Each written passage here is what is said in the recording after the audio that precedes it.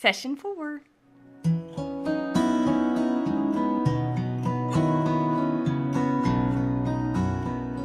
It's a Monday night. I'm sitting on my couch with a million things that I should be doing, but I'm scrolling. And it's innocent at first. My finger finds and clicks on the app automatically before I even know what it's doing. Oh, that looks fun, I think, as I take in a picture of my friend enjoying some time at the beach. Swipe left. Oh, that swimsuit is so cute. None of my swimsuits are that cute. And before I know it, my finger has closed out of the Instagram app and moved over to the Target app, and I have 3 swimsuits in my cart, and 45 minutes have passed by. 3 days later, the Target box is on my porch. I excitedly unbox my 3 new swimsuits, but when I go to try them on, they're too tight. They hit me in all the wrong places, and I look in the mirror and I realize that I don't look nearly as cute as my friend did on Instagram. 1, because I'm not at the beach or at the pool, and I don't have any plans of going anytime soon. And secondly, I need to lose a couple pounds. So here I am with swimsuits that I have to return, feeling bad about myself because they don't fit me right and I'm not at the beach.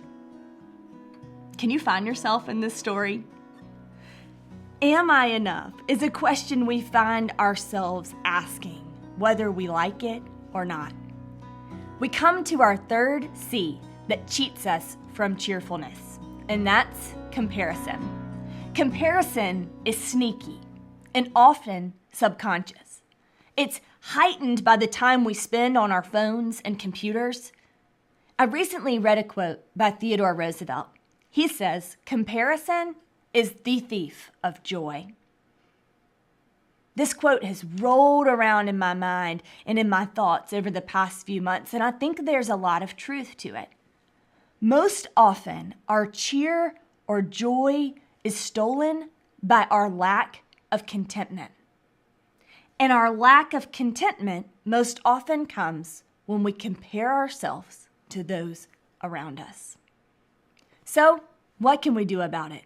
The Bible speaks to these things. And the most beautiful thing about the Bible is that its words are living and active, and that they speak into our lives today the same way that they spoke into the lives in the day that it was written. In his letter written to the church in Galatia, Paul writes to the believers, "For am I now seeking the approval of man or of God? Or am I trying to please man? If I were still trying to please man, I would not be a servant of Christ." Galatians 1:10. Comparison is rooted in our desire to want to be like or not to be like other people. When thinking about comparison, a good question to ask ourselves is, who are we trying to please? Paul asks this question. In Galatians 1:10, he says, "Am I seeking the approval of man or of God?"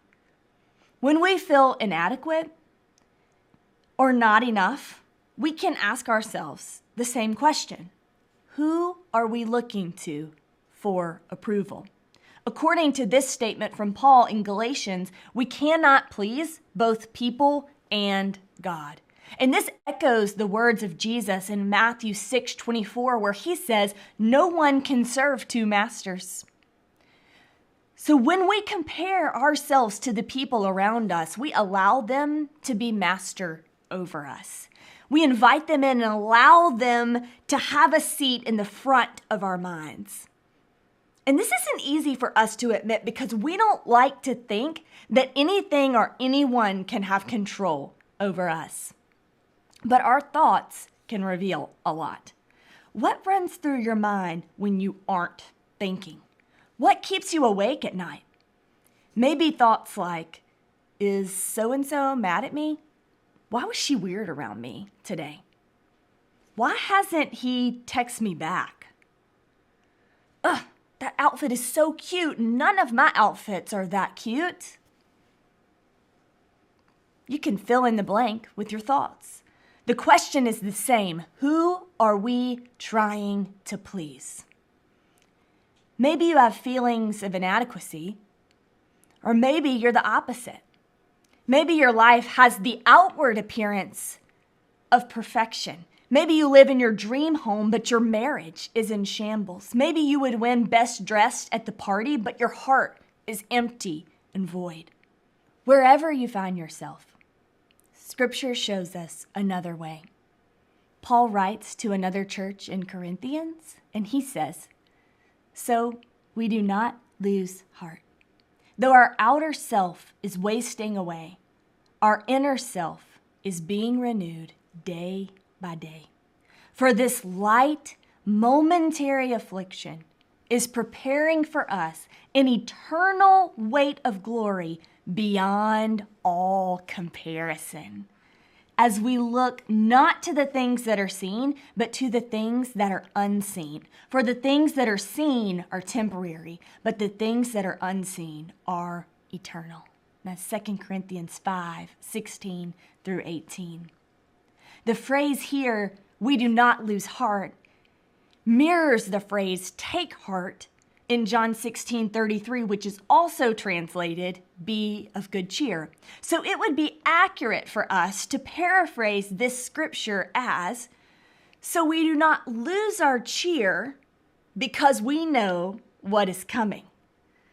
Scripture has something to say about the comparison culture that we find ourselves in today. Paul says, you want to compare? Go ahead, because I promise you that nothing will compare to the eternal weight of glory that is yours in heaven. He says the key is for us to fix our eyes on what is unseen, not on what is seen. For the things that are seen are wasting away, but the things that are unseen are eternal and will last forever. Perfect houses, perfect decorations, perfect cars, perfect wardrobes, and everything that we can see are temporary. We are not to fix our eyes, direct our focus, or spend all of our time on these things, even if they're good things. One day, I was sitting on the couch and I was curled up watching a movie with my phone out. And I caught myself getting swept up in the story and in what I was scrolling through on my phone. And before I knew it, I was feeling bad because unlike the husband in the movie who had cooked dinner, washed the dishes, put the kids to bed, my husband still puts his socks on the floor right next to the hamper.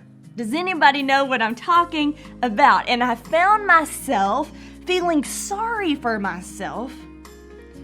And so I said out loud, "Fake life, fake life," right at the time that Preston walked into the living room.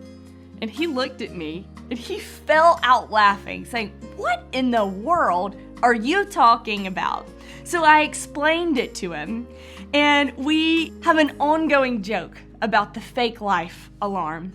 Whenever we start to get caught up in comparison or in the things that we know are unimportant, one of us will sound the alarm and say, "Fake life, fake life." And though this is a silly joke, the Lord has been using it to help us to realize when we are sliding down the slippery slope of comparison. However, this reminder is not a sad one for us. We do not lose our cheer because we have been given a real life. A real life that is far better than anything we can ask or imagine.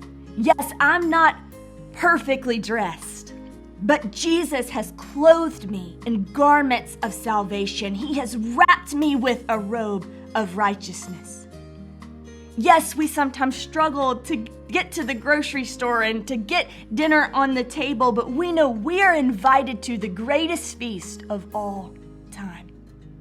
And my house may not be perfect, but my Father is preparing a place for me in His mansion where there are many rooms. May we untangle ourselves from the trap of comparison by letting our gratitude move us to a place of cheerfulness. Our reality, our real life is found in the presence of Jesus, and in his presence is the fullness of joy.